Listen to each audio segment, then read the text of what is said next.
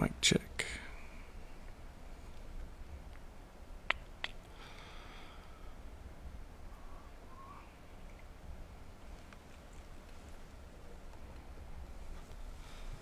All right. Welcome to ACAB Radio. This is episode 39. We're your hosts, Jay Lyfer, Kelly Special K Patterson, and King Ron. We got a very special guest on the show today, Jason Bassler, founder of Police to Police, one of the largest police accountability platforms on the internet, and co-founder of... It was at one point. Right. Co-founder of the Free Thought Project. Thanks for joining us, Jason. Welcome. Thanks, man. Thanks for having me on, guys. Appreciate it. I probably should have grown out my beard a little bit for the special occasion, but it always helps. Yeah, incoming beard jokes. I did wear my sweet Nice. cop block shirt though. There we go. In spirit, camaraderie. That's it. Solidarity. Awesome, man. Yes, that's it. Even better. So I think we should talk censorship, given this article that I just read yesterday. Facebook bans Zero Hedge. It's pretty appropriate, given our guest. From what I understand, I tried to share the article yesterday, and Facebook wouldn't allow me to post it.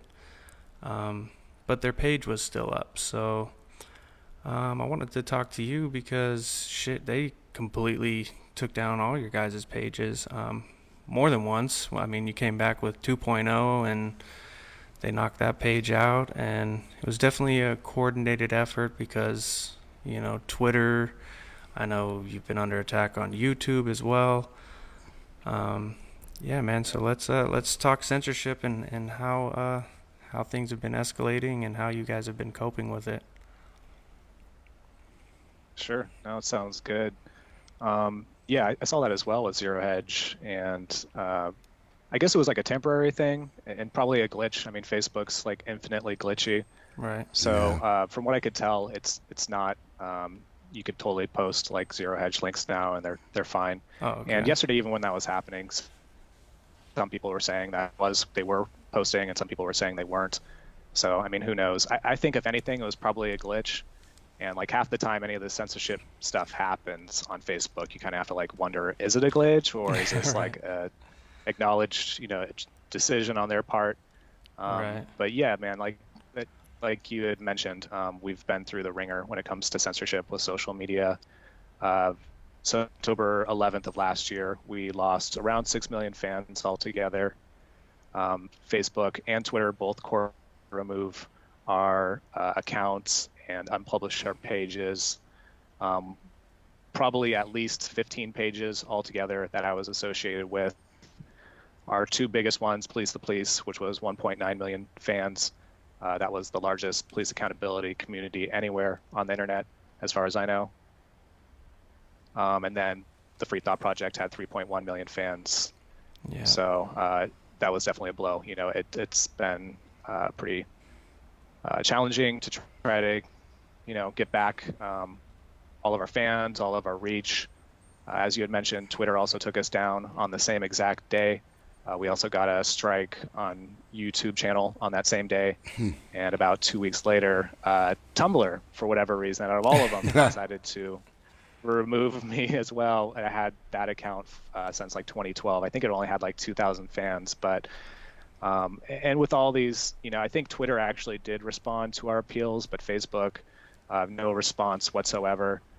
And yeah, as you guys also mentioned, at the beginning of February 5th, they also took down our Free Thought Project 2.0 page, which had accumulated 30,000 fans since October. And they cited recidivism, their recidivism policy, which basically means that if the big Zuck doesn't want you in his kingdom anymore, you are banished for life, and there's no way you could ever come back from that. So it's kind of crazy. I think one of the things that Rogan actually touched on, the Joe Rogan episode just recently, was actually trying to give people like a way to kind of come back, and maybe a certain amount of time. Maybe there would be like an internal like jury or something that goes over the policies Mm-hmm. and what you've violated according to them, and see if it was like serious enough for you to be banished full time. I think that would make a little more sense.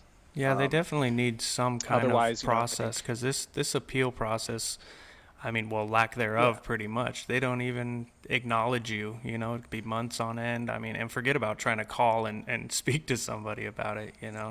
So you have no recourse. I think that, yeah, that'd be a great step in the right direction for them to take, or just fucking leave it alone. Leave us alone. Let us voluntarily exchange information, right? People signed up for these pages. They hit like. They join these groups. They want your content. So it's not like you're spamming and shoving your stuff into people's faces that didn't ask for it. You know what I mean?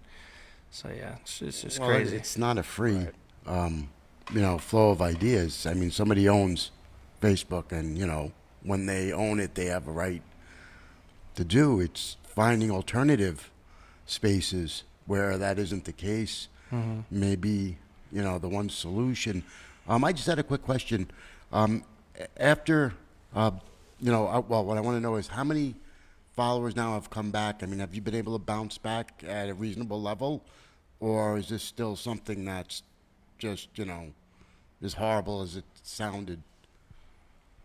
no, yeah, man. Well, that's the funny thing, is that they could, delete our fans, they could take away our pages, but they're not going to be able to kill the demand. So Right. I'm planning on, and I'm fully prepared for making the Free Thought Project 25.0. If it comes to it, like, I'm not going to stop. I'm going to be an internet outlaw. I'm going to Pirate be the radio. pirate who continues to use their service. Yeah, whether they want me there or not. And I kind of agree with you about that. I mean, I guess technically it is a private company, although there's a lot of overlap when it comes to the government sector and think tanks and stuff like that. But yeah, when you've got I the also feel Atlantic like, Council with their tentacles in it, yeah, and all the money that they get from the military and, Sure. and foreign governments. I mean, call me a yeah, conspiracy theorist, but I definitely think that there is some government pressure being put on these private companies. And when you've got this pipeline, this government to Facebook pipeline, all these government employees working at Facebook at some of the top levels, I mean, there's collusion there. There's collusion. Yeah. I don't believe that there was ever pressure put on. I think Facebook went willingly with it. I mean, you had nothing to really lose if your sole motivation is to keep rolling and keep bringing in the bucks. They would do whatever it took. I don't think, anybody put undue pressure on them. They saw an opportunity and took it. Could be. yeah. I'm kind of divided on that one. I mean, I feel like we saw earlier in the year, in 2018, I should say, Zuckerberg was sat down in front of Congress, and they kind of poked and prodded and pressured him, and yeah, he looked like a robot, and he's, mechanically taking sips of his water or whatever. But I do feel like that was kind of like Big Brother breathing down their neck, Mm-hmm. and like, clean this up, make it, more establishment friendly. We're going to come in and do it for you. And Yeah. we just saw Elizabeth Warren just recently, a couple days ago, she was talking about breaking up the big social media companies and monopolies. And Sure. I think of all people, like I'm I certainly could have a bias in this, but I don't think that's the answer. I don't think more government is going to be the right solution with this. And if anything, Yeah. we should just go to more decentralized platforms. Absolutely. Yeah, I don't think the fact that Facebook probably didn't fight it very much doesn't mean that they were coerced. I mean, the government pretty clearly came in and said that they wanted to do that, to eliminate independent media. Mm-hmm. And they used all this fake news group things as the excuse to go in and censor people that they didn't want putting information out there, the type of information that they didn't want Sure. put out there. I noticed one way that you guys adapted to the censorship is you guys started your podcast, which I love it. Listen to it every week. If you guys haven't had a chance to check it out, definitely check out their podcast. It's on Podbean, I believe, and but you can find it on any player of choice, right? Yes, correct. Yeah, Spotify, iTunes.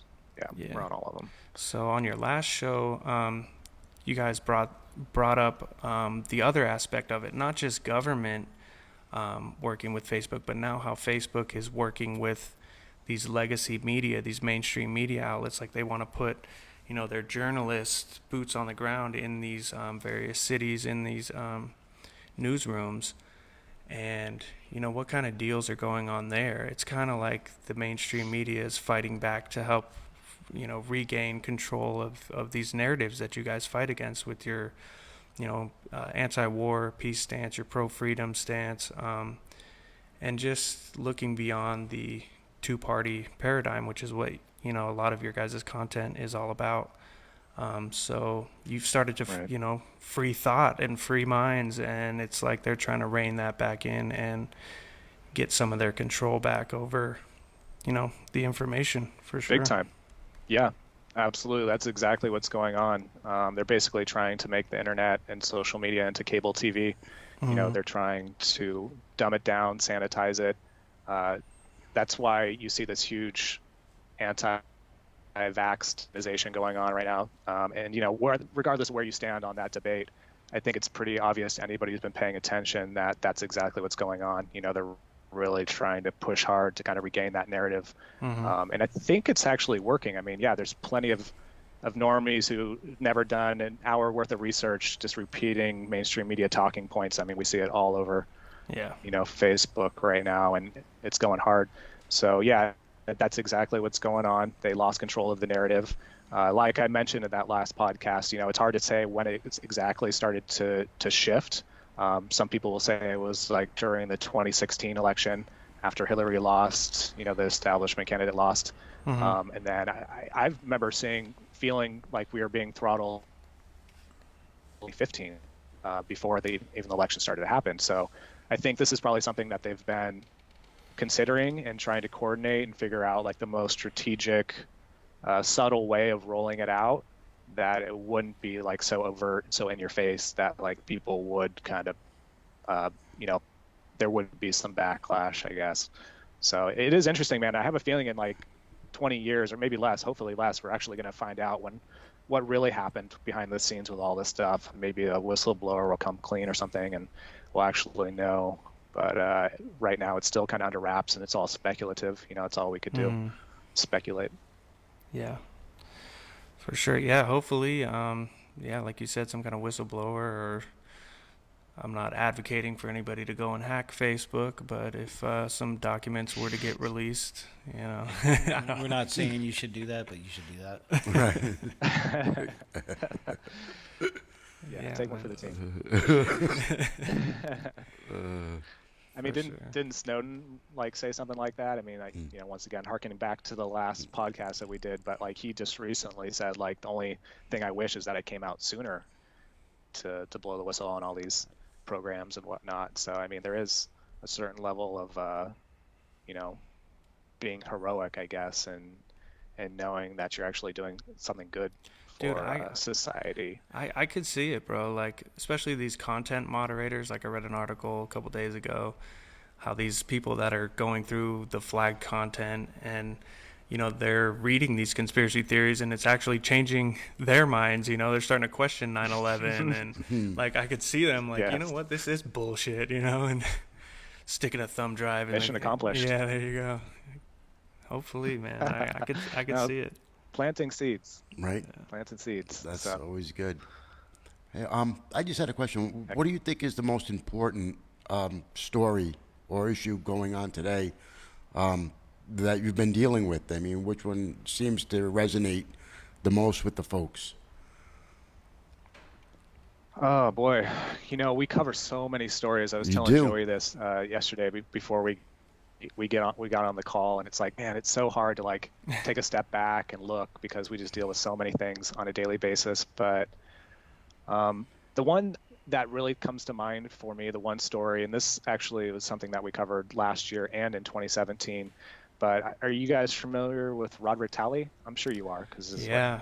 you guys do. But uh, yeah, Yeah, that guy is a hero, and I feel. Go ahead. Yeah, you guys had a great episode on it. on your podcast where, I think it was Matt wrote up a good article on it too. He's the one, I saw the video on your guys' page too, where they blew the door off, right? And he had a camera inside of his house so you could actually see it. And like the cops were even like, holy shit, they'd never seen a door blown off from the inside before, so yeah, I mean, luckily it didn't kill the guy. Yeah, they were like taking video of it. Yeah. Right. Yeah. Yeah, he's a hero though. Yeah, man, for sure. But the interesting thing about that story is that like that incident like activated him, like that was what got him involved with trying to push back and hold police accountable. And since then, he's helped out countless people to try to expose how the Little Rock Police Department was framing them and try to get them legal help and whatnot. So it's probably not quite the answer to the question you're looking for, but that's like one of the stories that like I feel really proud of that we had like a part in, and we kind of gave him a little bit more of a platform after that. Picked it up, and the Washington Post, and so it kind of turned into more of like a mainstream bigger story. But that one feels like very gratifying because nobody was listening to him. I think he reached out to us, and as soon as I saw the video, I was like, holy shit, like, yeah, we need to cover this. Like, we need to be this guy and try to help him out as much as we can.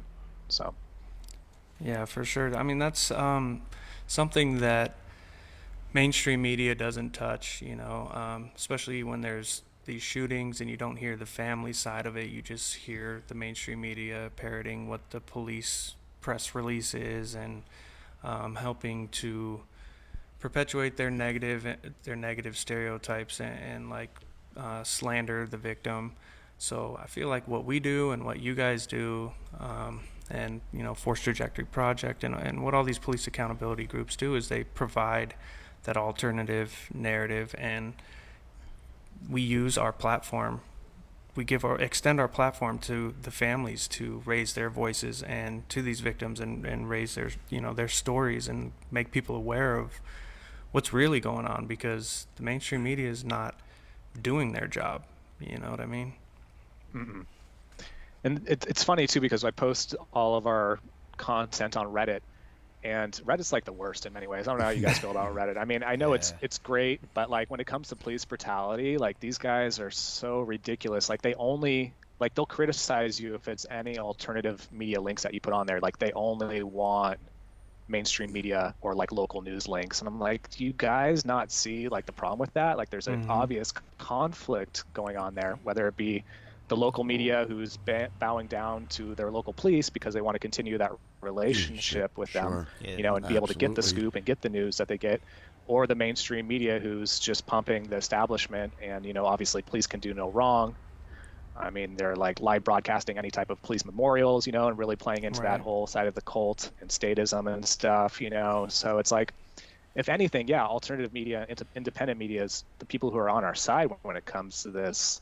Our incentive is to try to get the story out there, not with a spin, but to get it out to as many people as possible, because this is the focus that we, specifically have chosen. So, yeah, Reddit's the worst. I'll put something up there and like people will criticize it. Like, can I have like a legitimate link, please? I'm like, man, you guys are so backwards when it comes to this. But you're right, and I feel like we've been successful in giving people, families, a platform to like really express what happened from their point of view, from their research and investigation. Sometimes they even hire like private eyes to do like additional work to figure out exactly what happened. And that's not something that the local media is going to update or recant or whatever, if more additional information comes out. So they come to us, and once again, like that's why we have the demand. That's why we have our fans, because they know that we're giving them like the raw, unfiltered information. Absolutely. And if we do have a spin or a bias, it's towards freedom and liberty and non-aggression, so. Well, and a lot of the stuff that comes out through citizen journalists, I mean, is cell phone video. I mean, it's not doctored or manipulated in any way. This is just raw footage that people put up. And, you know, when you have that, I mean, where it's not being manipulated, that's a really powerful thing. People get to see what's actually happening. And, I mean, there is a lot of blowback. I mean, we have a fair number of bootlickers that no matter what the police do or whatever video that they see, always take the side of the police. But, you know, I guess that comes with the territory. But I think that we do make a huge difference and give a voice to everybody who can hold a cell phone, you know? Yeah, well, it is funny Well, because yeah, the police apologists always.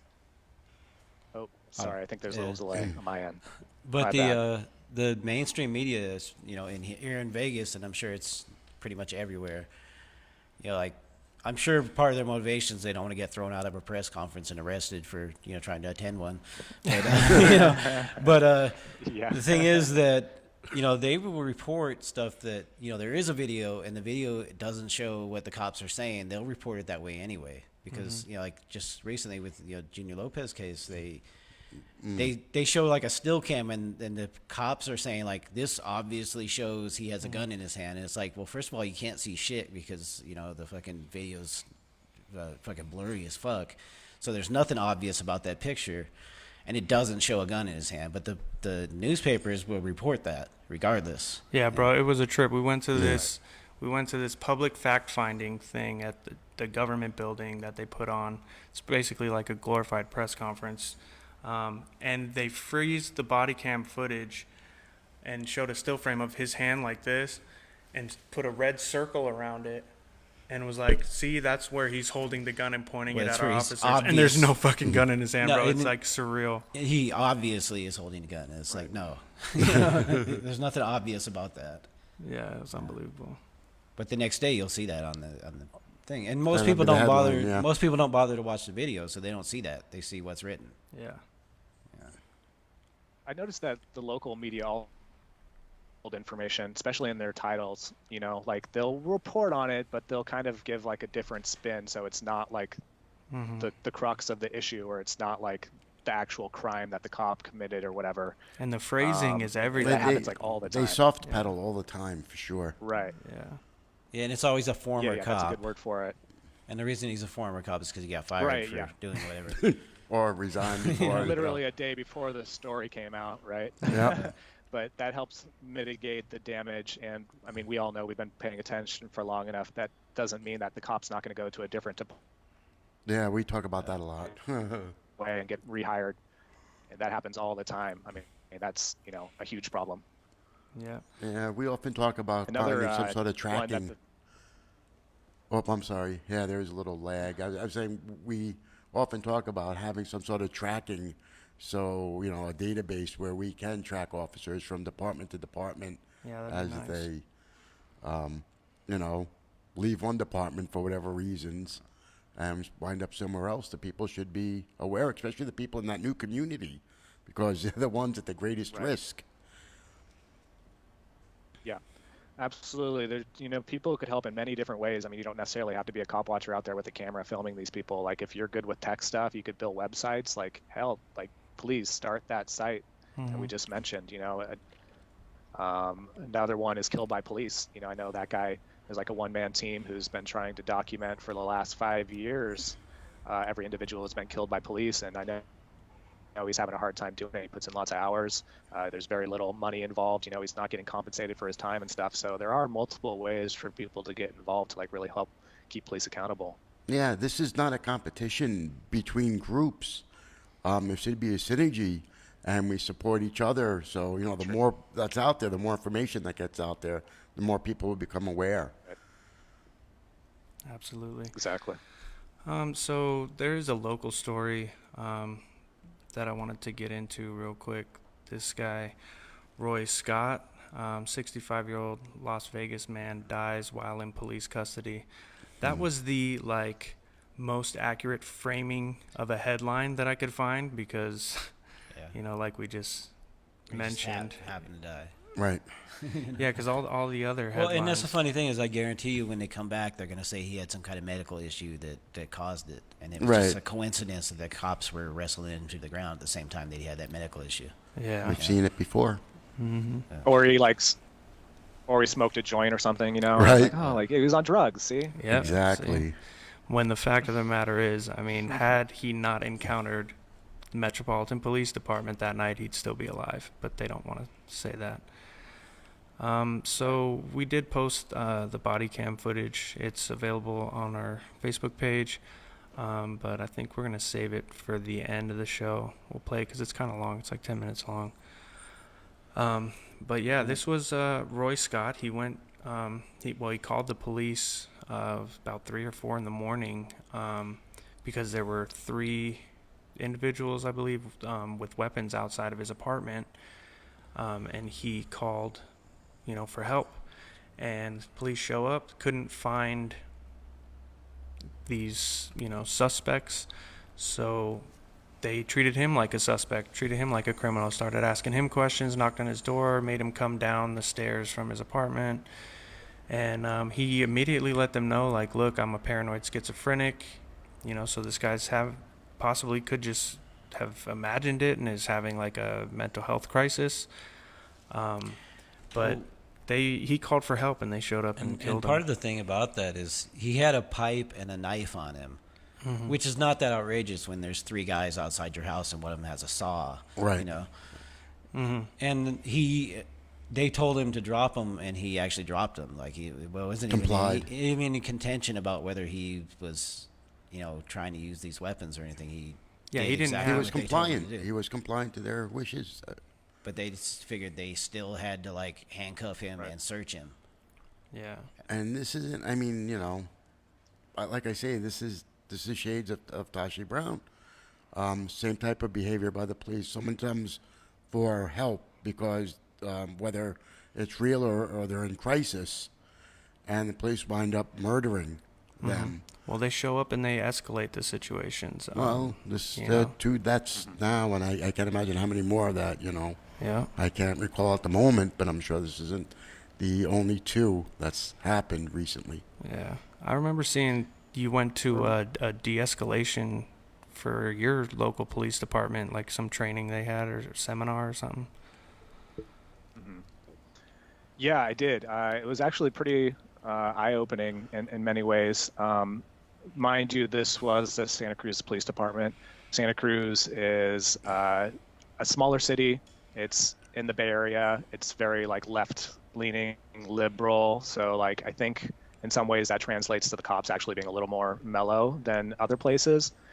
But I actually came away with quite a bit. But just to touch on what we were just talking about, I mean, it kind of reminds me of that meme that we made with like the Russian roulette and like the American roulette, like the Russian roulette's like you put a certain amount of bullets into the gun and, you spin.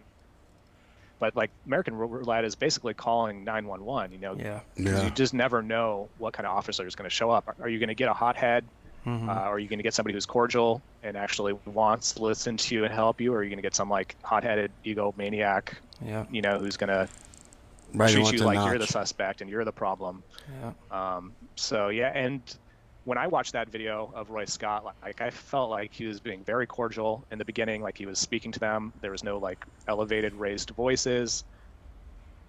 The body and mannerisms didn't seem threatening at all. He even specifically said he was paranoid schizophrenic and put that on their radar. I mean, I feel like he did basically everything he could have to avoid the situation, and it was only when they went hands-on with him is when he really started to kind of panic. And I'm assuming he's probably had some kind of psychological trauma in his life as well. You can kind of tell that it was like fight or flight, and as soon as he went into like the fight or flight mode, he wasn't thinking with his right mind. But yeah, it was certainly a tragic. And it's really, I mean, it's really tragic in the fact that all the officers in Las Vegas are supposedly, on this crisis intervention team and trained in how to handle mental health crisis.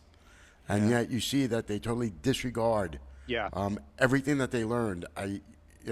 It's a joke. I mean, they get a bump in pay for taking the class. They never employ it, or very rarely employ it.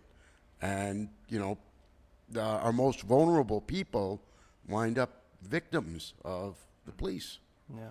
It's very frustrating and very, Yeah, you're like 16 times more likely to be killed by police during an encounter if you're, dealing with mental illness. So, I mean, that speaks volumes. And Yeah. I think at the point that he had mentioned that he was diagnosed with paranoid schizophrenia, like they should have just stopped at that point and called in some kind of mental health specialist, Yeah. which exactly. I know isn't still like a standard practice in many cities. But I in believe they have that here, though. Mississippi, Yeah, they do have that They here. do? Yeah, so they did a press conference and actually said that these two officers in particular were trained. They received the extra training, so they got the boost in pay for doing that training Ron was talking about. But we do also have a separate crisis intervention team that they can call out, which, like you said, they probably should have. That's the Who problem. never actually gets called. I've never heard of a case where they actually came out. Oh, it's like Exactly. the woman out here that had the shovel without a handle. It was just Right. like the shovel, and the guys supposedly called for the CIT team, the crisis intervention team, and they don't yeah. wait for them to get there. They Well, that's the just thing. They're always on the start way, shooting. but they never make it. Yeah, Right. You know? yeah, it's terrible. I'm sure they get travel pay. I mean, or, yeah, I guess gas money or whatever. I guess he had like two weapons. I mean, technically, I guess they are weapons, a knife and a pipe. But if the cops really feared for their safety and found him to be dangerous, like why would they approach him? Like why would they be 5 feet away from him? And that's one thing that I continuously have a problem with when we hear police talking about they fear for their lives. It's like, okay, well, why did you approach the suspect then? Like, why, if you feared for your lives, like wait for backup or wait for a mental health specialist. I mean, make sure he doesn't flee, obviously if he is a possible threat. But once again, Roy Scott seemed like he was calm, cool, collected, Yeah. cordial, and there was just no reason they had to escalate that situation at all. Well, that's the problem is the cops escalate the situation into something that's dangerous. And Yeah. so he had weapons, which is not unreasonable when he thinks somebody is outside his door and they have Sure. weapons. Right. And there's three of them. They have their guns trained on him. If their ultimate excuse is they thought he had other weapons. So the thing about that The is, fantasy. so you're holding your gun on him. By the time he reaches for whatever it is, pulls it out and aims it at you, you can shoot him 20 times. If that actually happened. So there's no imminent danger that you have to take him into custody and make sure he doesn't have any weapons. The thing they should have done is said, well, we were here and we didn't find anybody. If they show up again, call us. And they should have left. Right. Exactly. But they don't Right. do that. I mean, I observe police behavior here when dealing with the community quite often. There is, like you said, there's a very aggressive and hot-headed and arrogant behavior. Yep. There's no respect given in the beginning. I curse all the time, but I was never allowed to curse on my job. So when you're screaming or cursing at someone and just showing that initial lack of respect, it just kind of snowballs from there. Yeah. There should be some held to some sort of other standard. It's just very frustrating Yeah. when you see this shit time and time again.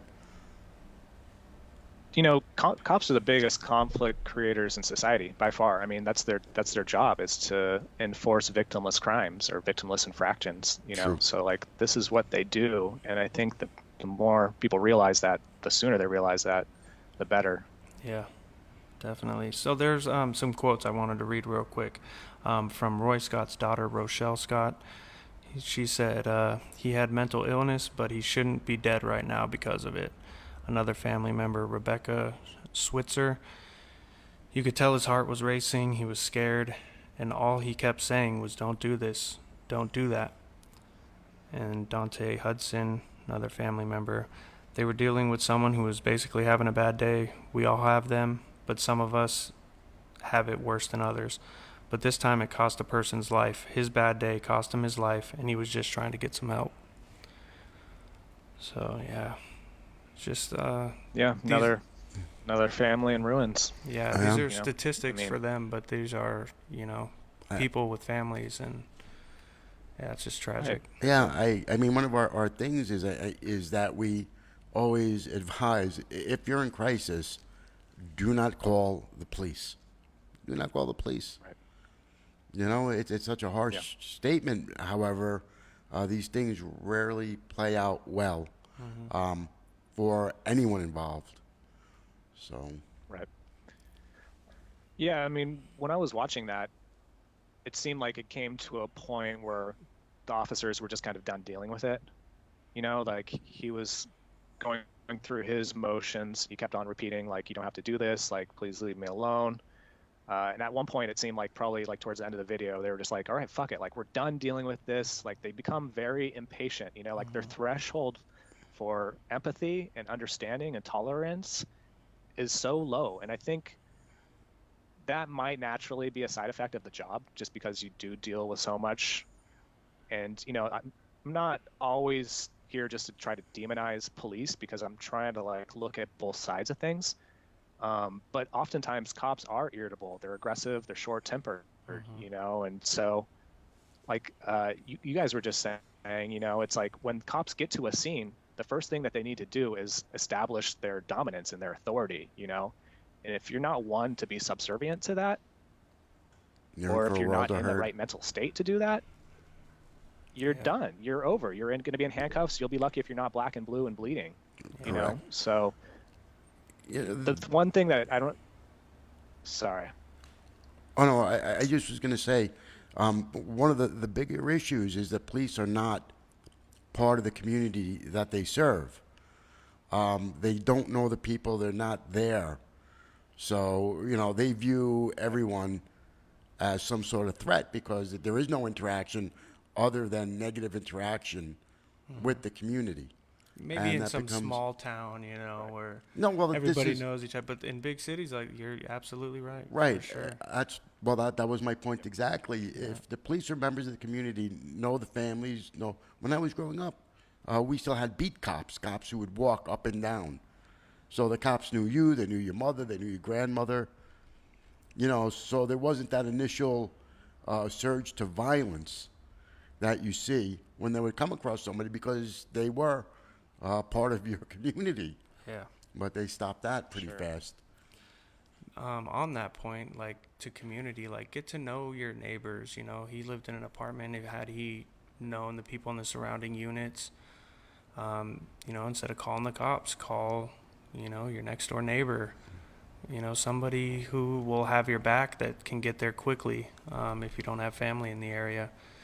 Like you said, it's not worth calling the cops, especially over little shit. And if it's something big, by the time they get there, it's going to be over with anyways. You know what I mean?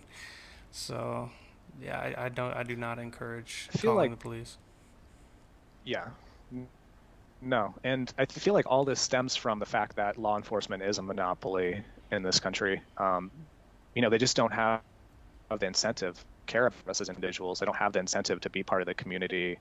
They're getting paid either way through taxation and coerced tax dollars that are extracted from us. So they don't have to actually provide a service that's accountable, that's legitimate, that's effective or efficient whatsoever.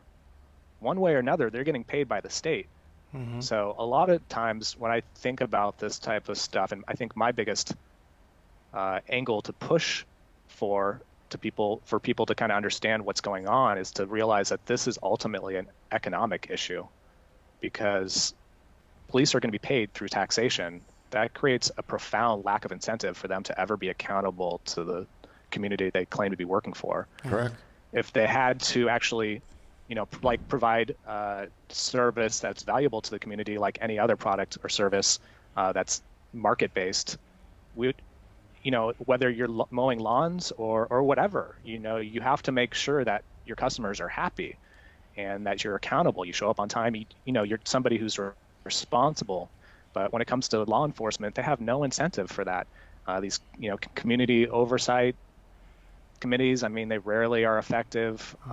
They continue to implement more laws and write more legislation to try to keep police in check. They never work. It's government trying to correct government. Yeah. That's rarely ever works. So to me, I think we will start to see more of a change once we actually identify the problem is that law enforcement is a monopoly in this country. Mm-hmm. And another solution I thought was a good idea is insurance. Like make them, like you have car insurance, you get in an accident, you pay every month, and you have a deductible, your monthly payment goes up every time you have a claim. You know what I mean? So if you beat somebody's ass and they got to pay out a court lawsuit, it doesn't come from taxpayer dollars because, like you said, it is financial. Yep. You know, it's not affecting them. You know, they still got their job. Yep. There's no money out of their pocket. So where's the incentive to change? You know. There have been a couple cases where cops personally were held liable and actually had to pay, and I'm pretty sure bankrupted each one of them. But yeah, you're right. I think if we are going to push for government solutions, then definitely like the personal liability insurance, that would be a great way to implement it. You know, It would give them pause. Yeah. I guess it's, what's that? I said it would give them pause in certain cases, you know, if they knew that they weren't going to, you know, get off scot-free and that they would be held liable for what they're doing. Absolutely. Yeah. Sure. I mean, it's not going to help with like trigger-happy rookies or, you know, the cops on steroids. They're still going to be. Well, fucking partners up. might be watching out for partners, man. You know, if you know that you're going to be sued and can possibly be bankrupt, you know, you're going to want that goddamn partner who's a little fucking off, you know, being at your side because that he's a liability to you also. Well, if there's 6 of them there and, you know, you're all 6 going to get sued because this one guy does something, you might step in. Yeah, it's self-serving, That's true. but if it helps alleviate the problem, And that is a Or rarity, if but the funds came. sorry, Sorry. but that is a rarity. But I am kind of proud that although it's going before the Ninth Circuit on the 15th, on Friday actually, on the appeal from the cop. But the cop who was pushing our chalk case where we got arrested for graffiti for writing on the sidewalk with chalk got denied qualified immunity. So, Nice. So we'll find out if that stands up on Friday. But proud to say that that's one of the cases where they actually held the cops accountable. There you go. Personally. Whatever happened to the You probably count them on one hand. yeah. whatever happened to the cop that threw you in the street for filming the cops? I know That's still working its way. Still I going did the on, right. deposition on that Can't talk earlier this about it. month. No, but I know that they gave him a stern talking to. Yeah. I believe that was Right. one of the things. And we've established that the What a bunch of- lawyer who's representing them has watched tons of Scooby-Doo. Correct. What a bunch of criminals you guys are. You're filming police, chalking the sidewalks, trying to Tell get you into press what. conferences. I mean, Right. geez, almost as bad as police who are killing unarmed people and raping women to, you know, give them, bribe them or whatever. You know, it's like, Oh, that it's leads crazy to us me. that leads us right into our next story. There we go. Rape charges dropped against ex-cops who had sex with a teen when This she was is in New York. custody. Yes, this is Yep. Brooklyn, New York. Oh, and on the press conference thing, I go to court tomorrow. So yeah, hopefully that We'll goes see what well. happens. Kelly filed paperwork to like media paperwork to cover the court hearing. So who knows Yeah. if it Well, gets approved no, or what? I sent that out right before we came because I got that right before, like early this morning. They denied it. They did. What? Here we go. I can't believe that. I'm shocked. Joey, can you wear that vest tomorrow? I will. Nice. So, this is just a crazy story. These 2 cops raped a woman that was handcuffed, and the charges were dropped. They, you know, resigned, but like we said, there's no blacklist like we talked about, so more than likely they'll be working for another police department. Probably wind up in New Jersey. Just saying. Right. So this is Detective Richard Hall and Edward Martins. They try to claim it was consensual, but Well, and one of the things, I mean, that's based on their testimony that is consensual, Yeah. and nobody else's. But Right. the other thing about that is, you know, regardless of that, you know, it's a pretty solid precedent that if you're in a position of authority over someone, then it can't be consensual. You know, it's considered rape. So, I mean, they just write their own Right. rules is what it really amounts to. yeah. And they don't follow their own rules after they write them. And yeah, and there was, I mean, Well, there was- there's rules for us, and then there's rules for them. and that's not an unusual thing. We've had a case here in North Las Vegas where a cop killed a homeless guy, and they said they couldn't prosecute because he was the only witness. Yeah, so basically, like if the cops are the witnesses, then they go by default with whatever the cops say. Yeah, your word against theirs. She wanted them locked up. After they, Go ahead. Sorry, I was going to say that's after they investigate themselves, right? Yeah. That's correct. The other fucked up thing about this whole situation is I got a picture here. So in 35 states, it's a nationwide problem. 35 states allow cops to have sex with somebody in their custody. So they do have laws like if you're in prison, you can't have sex with inmates. Correct. But officers who are detaining someone who's got them handcuffed in the back of a paddy wagon or whatever, there's 35 states that don't explicitly say this is illegal. So at the time that this happened in New York, they were one of the states where it wasn't illegal yet. It is now. They have a new law that makes it illegal. But when this happened, it wasn't in place. So they're saying, the DA is saying, oh, well, what can we do? It wasn't illegal back then. It is now. But it's just fucking disgusting. It's, Well, but legality rape is still doesn't. rape. Yeah, it's still immoral, right? Well, no, it's still rape. I mean, even it wasn't consensual. If the partner said it wasn't consensual, Yeah. then it's rape. Whether there's a law that says police officers could, have sex with people in their custody. So, I mean, it's pretty cut and dry Right. on that aspect of it. It doesn't really come into play.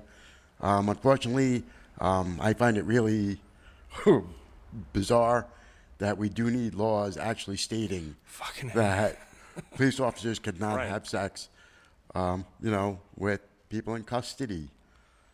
It's like, they rape somebody and they're like, oh, well, I don't see it written down anywhere. I mean, how am I Right. supposed to know it's Well, wrong? Well, that's It's kind of like That's the thing bestiality about laws, this. You really need laws to That's the say thing, that you though, shouldn't is- have sex with a dog or, I think it's kind of common Right. sense. And it's interesting that the media is only focusing on the legal, illegal aspect of this too, and once again, I think that's probably the bias kind of coming out a little bit, but I mean, yeah, so it wasn't illegal at the time, but I mean, can we talk about how unethical that is? I mean, Right. that's more or less, like bribery in a sense. I mean, we weren't there. Once again, this is speculation. We don't know exactly what happened, but yeah, like we were talking about before the show started, Joey, it's like if somebody is in handcuffs and, locked in a cage, like, well, you're going to give them an option. I mean, we don't know if that was the case, but that would be certainly one reason for them to comply in that Yeah. sense, whether it was consensual or not. Yeah, how voluntary can that intercourse really be? You Right. know what I mean? Yeah, exactly. You're handcuffed, and it's like, well, you're possibly going to take me to jail and, could get years in prison or whatever. But you're propositioning me for sex right now to get me out of it. So that's not consensual. Even if she was like, all right, well, if you don't take me to jail, I'll have sex with you. That doesn't make it consensual because you're still holding a jail sentence over their head. You know That's what I right, mean? incarceration, It's even if it's threat short of term. Yeah. I mean, if they have children, the parent goes in, those kids going to wind up in foster care.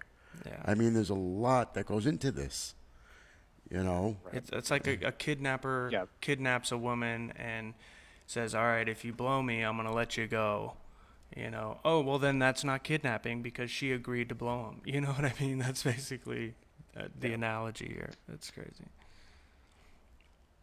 43 different rape charges dropped. That's kind of crazy. And, this just happens all too frequently where we see zero accountability with our public officials and law enforcement officers. And, this is actually a huge problem. I mean, yeah, there's been a few cops who have actually done the time. And of course, the media have paraded them around, like Daniel Holtzclaw, or whatever his name is. Right. But sexual misconduct is actually the nation's second most reported allegation of officer misconduct, according to Cato Institute report from I think like 2013 or so.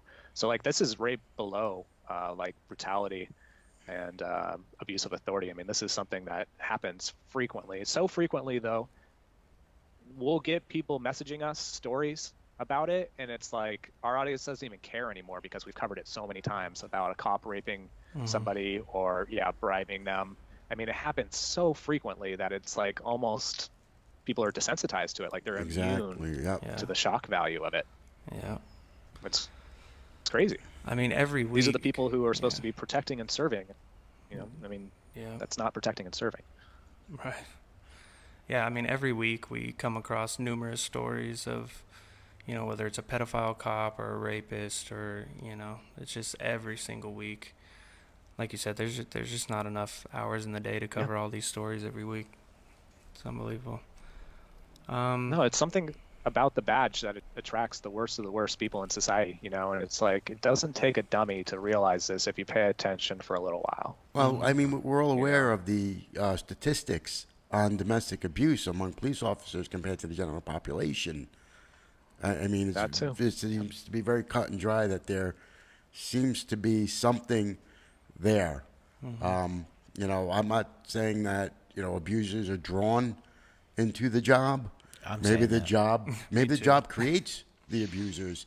Once they get the taste of power, then they're like, "Oh, I have free reign." Yeah, that's possible. Well, it's I a can do that. combination of the two. I think so, You have the bad people there, and then you have once the people that are prone to that sort of behavior recognize that they can get away with it by being a cop, then they're drawn to that. So it's a self-perpetuating thing where it's That's why it's getting worse and worse and more frequent.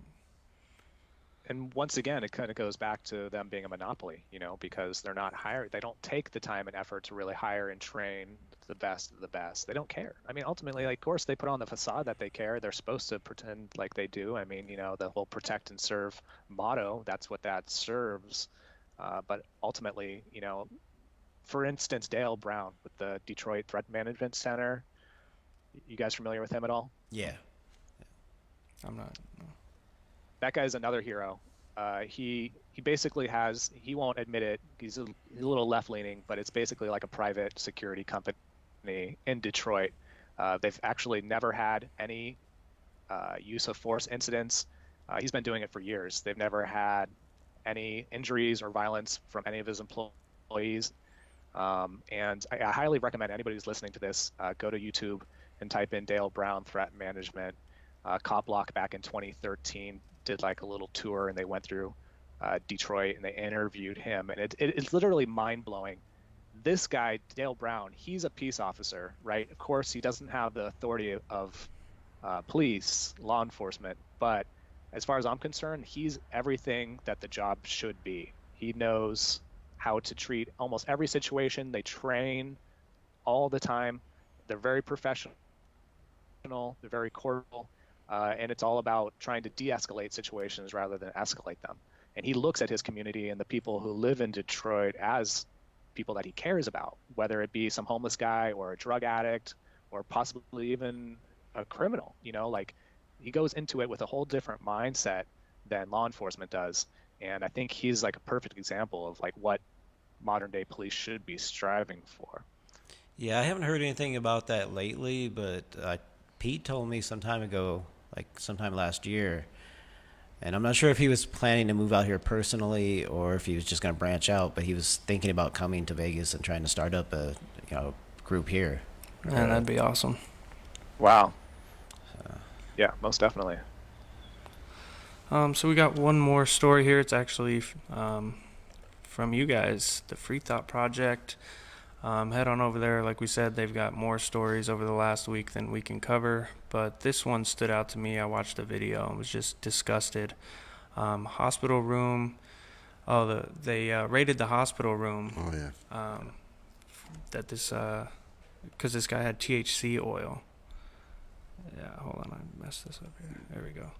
Hero cops raid cancer patient's hospital room for treating cancer with THC oil. Yeah, I'm not going to play the video, but head on over to the Free Thought Project. They've got the video on there if you haven't seen it yet. I mean, this guy's got terminal cancer and just trying to ease his pain with some THC oil, and these cops are going rifling through his shit and threatening him with, cuffs and a cage, and just over a plant, over medicine. And they're saying, well, it's still illegal, blah, blah, blah. Yeah, it's just gnarly. It's crazy. There's two things that kind of stood out to me about that whole video. And by the way, it's one of the most viral videos we've had in a while. I think it has like 815,000 views. Wow. on our Damn. the police page, which is Nice. pretty impressive for Yeah. we're only at like 70,000 fans now or something like that. So people definitely resonated with this one. But yeah, he's a stage 4 cancer patient. I guess cops were called out because they said somebody called and said they smelt marijuana in his room. But the dude is named is Nolan, the stage 4 cancer patient. His name's Nolan. I'm not sure if that's his like first or last name, but he claims he doesn't smoke. He only takes the THC pills, which is kind of ironic to me because if he was taking like an opioid, like pharmaceutical that was prescribed to him, which kills 150 people every day. Yeah. And as we know, weed's never killed anybody. The cops would have never showed up. So, it's just crazy that, and here's the other thing, and even in a state, which was Montana, who recently legalized medical marijuana, but the bureaucracy in government is still trying to like formulate the rules and regulations for how that's supposed to be rolled out. So like in December it was actually legalized for medical patients, but because like of all the bureaucracy and them dragging their feet, which government always does, it's legal, but he still access the medical marijuana Yeah. that he's supposed to be technically like. Yeah, he's like, it's legal buying or now, whatever. man. So what the fuck? Yeah. Well, they did that it's here in crazy. Vegas. So they're still like harassing this man. Yeah. In Vegas, they made it legal for medical marijuana in 2004. The first dispensary wasn't open until 2012, so there's no process to actually get it. Yeah. And there were cases where people went into hospices and they would search their stuff and take their medical marijuana from them, even though legally you could have it. Because the way they got it had to have been illegal. Yeah, it's just It's crazy. One of those morally things- reprehensible. Well, one of those things is like, first of all, you should be able to do whatever the fuck you want as long as you're not harming somebody else. Yeah. And But the drug on war. top of that, like if you're dying, just fucking leave the guy alone. I mean, fuck, whatever kidding. you want to do. If you're fucking dying, you're that close to fucking death. I mean, that's why we say ACAB, right? All cops are bad, all cops are bastards, because they enforce immoral laws. That's the job they signed up to do. They put their conscience on hold for at least 8 hours a day and do what they're told. No, that's in their car, and then they get paid overtime to actually finish up their paperwork, which no other job I've ever known gets that, perk. Yeah. But, just saying. They're like, oh no, it's just a few bad apples. Well, what the fuck? There's at least 2 in that hospital room, and one's rifling through his shit. Like, how many cases like this do we have to see before we're just like, man, look, it doesn't matter if there's an immoral law, they're gonna go and enforce it, even if they make it legal. They're still gonna go in there. Well, I mean, what kind of human being could go into a cancer patient's room, one that's stage 4? Yeah. If you've ever been in the hospital and ever been in with cancer patients, there is no mistaking that death is imminent and there's suffering going on. And be able to look at that gentleman and do what you're doing. Mm-hmm. How do you do that as a human being? I mean, you actually have to give up part of your humanity. And once you're able to do that, everything else that we see the police doing, quick to strike and hit, quick to shoot, it's no different. I mean, once you give up that part of yourself, everything else kind of flows easy with that. That's just my thought on that. Even the nurse there, she Yeah. was just like disgusted, You could see it on her face. Yeah, it really takes just doing my job to a whole new low. Yeah. And, that excuse hasn't worked out so well historically over the years. Yeah. That's true. But Yeah, well, we're just about at an hour, 59 minutes, so Wow, that was we our did good. last story. That timing worked out perfect. Again, everybody, Jason Bassler, founder of Police to Police. What are you guys on now? Police to Police 3.0, or I think, right? Or 2.0? 2.0. Okay. Yeah, well, actually, like in November, Facebook took down 2.0 for like a week. I And remember then that. they yeah. actually admitted they made a mistake and they put it back up miraculously enough. So it's been up ever since. And I guess maybe just hopefully I'm crossing my fingers that, that page isn't associated to InfoWars or whatever kind of bullshit they're spewing now. So maybe it just might survive, but if it doesn't, like I said before, I'll go 3.0, I'll go 4.0, I'll go 5.0. Like they're never gonna Yeah, stop right. me, so they could fuck right off. I mean, but when they give back 2.0, I mean, does that make you hopeful at all? More optimistic that you might get the original page and original followers back, or no? You should No, probably. well, in fact, they didn't even respond to our appeal for the free thought project. They just ended up deleting the page. So I could still see their original free police the police. Like I could go to it because I'm admin on the page, but the free thought project, like 3.1 million fans gone. Like probably never Oh, getting it's that back deleted. again. Fuck. So luckily, this one's still up. Who knows how long? Hmm. Anybody listening, definitely follow us on Minds, on Instagram with Police the Police, which I know is like Facebook's devil twin brother. But MeWe as well. We're on there. Join our group. Check out our podcast. We're not going to stop. They're not going to slow us down. If anything, in many ways, all the censorship and everything that we've experienced over the past 6 months has been weird to say, but kind of a good thing. It's opened up a lot of doors, networked with a lot of people. Um, so, it's kind of the Streisand effect, right? Every time you try to implement censorship, it's going to backfire. So that's exactly what's going on now. And they really don't have any way of stopping us. I mean, I guess they could try to pull like that zero head shit that they were doing yesterday and like completely ban our links. But otherwise, they're going to have to figure out how to stop individuals from creating pages and figure out how to stop certain individuals from using different IP addresses and VPNs and all that stuff. So they have a lot of work ahead of them. They're really going to try to cut off people like myself, but I'm totally down to fight back, and I won't stop. So Right on, brother. Hey, thank you so much for coming on, man. You're doing Fuck's good up. work. thank you guys, man. Awesome. Yeah, you know Thank what? You guys fellas. I are. appreciate it. Same with you guys. Yeah, Thank you you. guys are like some of the best in the game, man. So definitely keep up the That's good right. work. All right, man. In solidarity for Thanks, sure. man. All Oh right, yeah, brother. I appreciate having me on. Thanks, All right, guys. have a good one. All right, peace. All right, that was Jason Bassler. That was good. I was glad that he was able to come on. Yeah, definitely. Yeah, so I asked him about the Common Ground Summit. Hopefully, it's going to be a yearly event.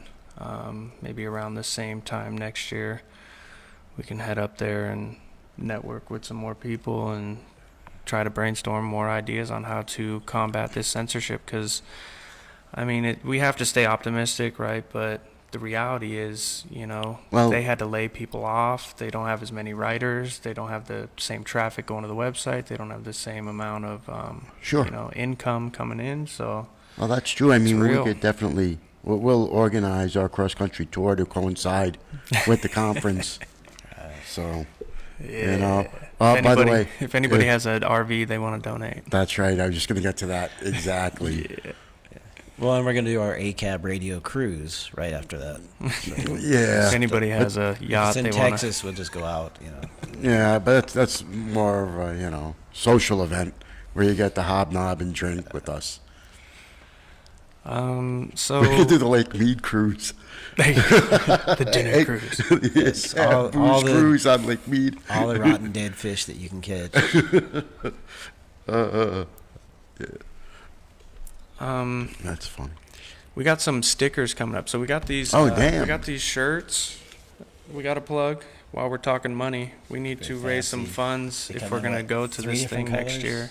Yeah, Yeah, a bunch of different colors. bunch of different sizes, which It's- is like really convenient. Like if you really need a specific size. Yeah, sizes are kind of important. So yeah, if you look at this right up here on where it You says could- up you ACAB could Radio, just tie those a knot in dancing the back, though, pigs. if it's too big. That's the same. That's the same image that's Yeah. on it. The dancing pigs, and then on the back is that cop eating a donut. Which is based on a true story. No, for real, it is based on a true story. Yeah, so we're gonna have stickers is one of the dancing pigs as well. So if you sign up on our Patreon to become a patron, we're gonna have different tiers. If you donate $5 a month, shoot you a swag bag. $20 a month, and we'll throw in a shirt. Or if you just want to order the shirt, just send us a message, and we'll mail the shirt out to you. Yeah, we need to, all this equipment, we came out of pocket for all this equipment. If we're going to go to, this next summit, that shit costs money. You know what I mean? The ACAB cruise is not going to be cheap. Yeah, exactly. You got to So rent help us the out, man. Princess Liner, whatever the fuck it is from Love Boat. Captain Stubing, I wonder if he's still, I think he passed away. But you- did he pass away too? But I know he was a senator. He's trying to be a senator. Yeah, I wouldn't mind having him back on. That one that He was played the pretty- daughter is probably still alive because she was pretty young back then. Yeah, I can't remember her name. She could be the captain. Yeah, and Bernie Koppel, that was, he was the doctor, but he also used to play and Get Smart, I believe. That's how I first became. And Oh, yeah, he'd be he's like great. an evil German guy, wasn't he? Yeah, yeah. I'd love to be on a cruise with that. I mean, He should wear an geez. eye patch. Exactly. We should all wear eye patches. Everybody should wear an eye Well, patch. I mean, we are going to be on the water, and we could be pirates. There you So go. maybe we'll make this a pirate cruise. Everything is a pirate cruise. Another way to help us out that doesn't cost any money would be reviewing us, whether it's on Facebook, give us 5 stars. We only accept 5-star ratings, by the way. And iTunes, you can go on iTunes and give us a rate. And, if we get enough reviews, good reviews, then it'll bump us up in their feed, and people will start, other people will come across our content, so that helps us out. Sharing we it, go. whatever. Share it into groups that you're a part of that people might be interested. Subscribing to our YouTube channel. Right. So if you guys are too cheap, whoever's out there Channels. is too cheap to actually donate some funds to us, you can do some free stuff to have other people donate. Yeah. So you're still helping out, even if you don't have the ducats to kind of help Exactly. us along. Yeah, we need to build up our YouTube presence too, just in case, they come at us. We've experienced censorship, but nothing on the level of Police to Police or the Free Thought Project our page is still up, but this show is so dependent on Facebook, that's where we go live, that we do want to build up our following on other platforms. We are on Minds, we'll be uploading all our content on there, and we're on Facebook, so we're on YouTube, so we need to build up our subscribers on YouTube. If you can head over there and subscribe to us on there. Also, we have a newsletter that is sent out on NV Cop Block. So if you want to go to nvcopblock.org, sign up for the newsletter. When we post a new article, you'll get an email about it. You can also subscribe, and it'll send you a email every time a post is published on Nevada Cop Block or acabradio.com, which is the section within Nevada Cop Block that does ACAB radio broadcasts. Yeah. Nice. And we're here for you, and you guys, if you want to submit stories and submit video or submit suggestions, all that stuff is really good. We want to become more interactive. Knowing what kind of content that you want to see, where you want us to focus, helps us give you that information when you tune in and watch us. So don't be shy. Pretty much we're not big dicks all the time, and we're pretty cordial, and we get back to you most of the time, and we do get back to you almost all of the time, so where you want us to focus helps us keep. Nice. So we We're have, doing stereo right Oh man, listen to that. I sound. I had to pull up the comments here. They're still going to get away with everything they can. Well, yeah. Hell yeah. David Welch, definitely. Can we talk about Hey, my what's up, case? Dave? False arrest and abuse of mental health code out here in Texas. Yeah, David Welch, if you're still tuned in, send us a message, and we'll try to get your story out there. Yeah, send us your story. Yeah. For sure. Chad Starkey, American work is what you are doing. Freedom of speech, brothers. Thanks, Chad. You go on Nevada Appreciate Cop it. Block and submit your story. There's a tab on the front page. Yep. Yeah. All right, we're going to play you out with some music. Thank you all for tuning in. This is So Below with Before we Philip do that, Lerma. we should mention that tomorrow is the court case for Joey for when he got thrown out of the press conference. Yes. Mine's on the 19th. For some reason, they decided to split us up. Yeah. But there might be some arts and crafts going on before that. Like, what time is the actual court time? Time. That's a good question. I should know this. Well, if you plan on It's usually showing up, fucking early in the morning, so I have to get up. It's fucking bullshit. why can't they schedule stuff at 7 p.m.? Right? So Here we go. yeah, 8 a.m. 8 a.m. Motherfuckers. That Motherfuckers. sucks. Yeah, I had to take the day off of work, so they're cutting into my money. But there's a Starbucks close by. I'm gonna to sue the their courthouse. ass. I'm gonna sue their fucking ass. So if you happen to show up before 8, like at 7 or something, there might be some arts and crafts going on down there at the courthouse. Right, and if you want to stop at Starbucks and bring us some Starbucks, real simple. I just take my coffee black, no sugar. These other guys might get fancy. I don't know. I'm still But- boycotting Starbucks. So then next Well, it's close. I'm addicted to the caffeine levels. I admit it, man. next week will be my court date. And you can bring coffee Exactly to that 1 too. week later. I'll No, be there actually for not. that. 6 days later. It'll be Yeah. the 19th. And then this Friday on the 15th is, as I mentioned earlier, the Ninth Circuit will be hearing the appeal of the cop who was pushing the graffiti case against us for writing on the sidewalk with chalk. Damn, that's old. And we'll have to post a link to it later, but there's an online link where you can watch it live. What year was that? 2012. Holy Christ. Man, this shit drags. Yeah. Other events today, actually, at the Aribo Worker Center, they're having an event. It's in Spanish. Let me pull up the little translator here. I speak Spanish. I just can't read it all that good. I'm like the opposite. I can kind of read it, but can't speak it at all. So the Nevada Labor Commissioner will be joining them. So workers are going to be preparing testimonies about what theft and questions and comments for the Labor Commissioner Shannon Chambers. These are day laborers, so there hasn't been a single case resolved of wage theft for a day laborer or domestic worker. So they're trying to change that. Hashtag end wage theft. I'm sure they'd appreciate it if you showed up. The space isn't that large, but when you show up in force, it impresses upon the powers that be how important these issues are. Yep.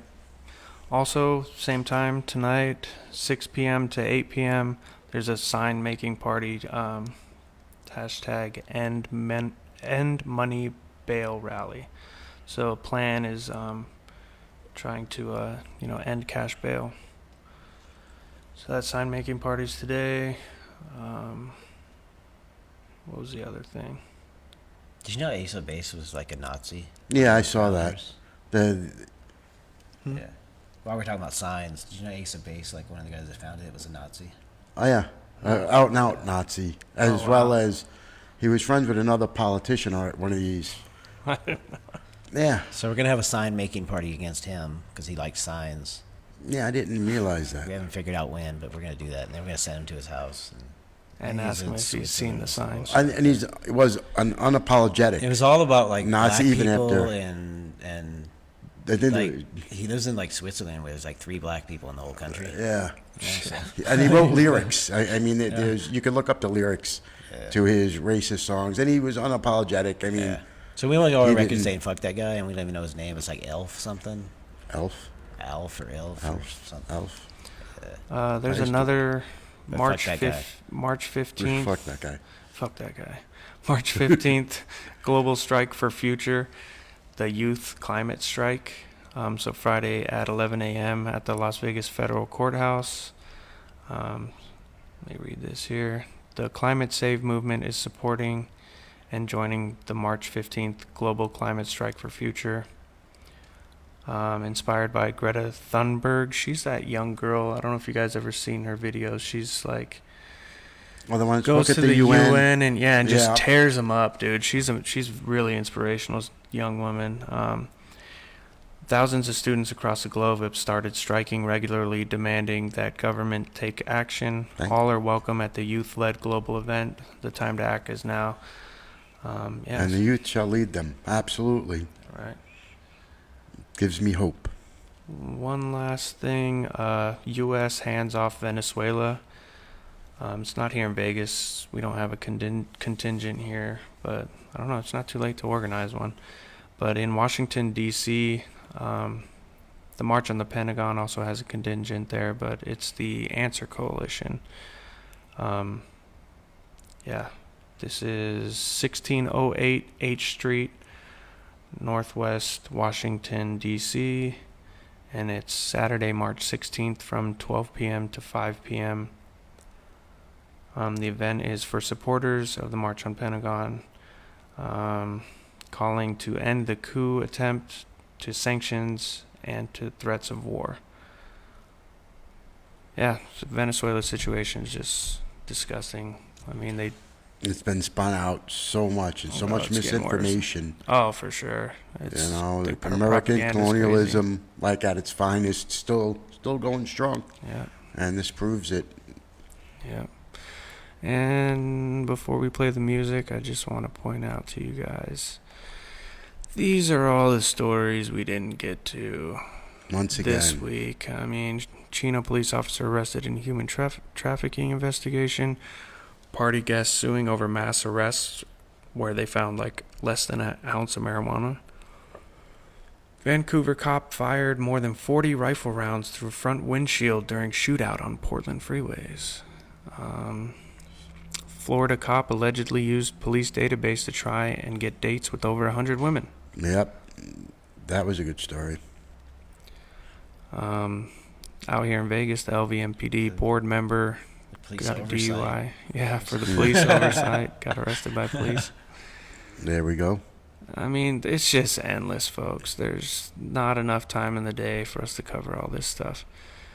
So yeah, with that, here's So Below to play us out with Philip Lerma, Conscious Evolution. Thank you, guys. Yeah, thank you all for tuning in. Here we go. Catch us next week. Same time, same place.